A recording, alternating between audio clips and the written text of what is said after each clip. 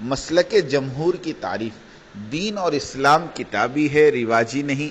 عقیدہ اور فقہ اور دعوتی کام کے بارے میں ذرا سی بات پر کہہ دیا جاتا ہے کہ یہ جمہور کا مسلک ہے۔ اس بات کو جان لینا بہت ضروری ہے کہ مسلک اہل سنت والجماعت اور جمہور اور اسلاف کیا چیزیں ہیں۔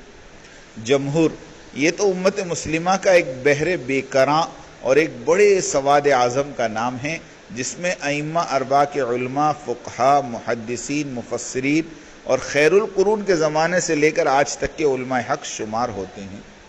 کسی اصولی مسئلے میں 3 مسلکوں کے علماء متفق ہیں اور ایک غیر متفق ہے تو یہ مسئلہ مختلف فیہ مانا جائے گا، اس لیے کہ ایک مسلک کے لوگوں کی عدم شمولیت علت ہے جمہور نہ ہونے کی۔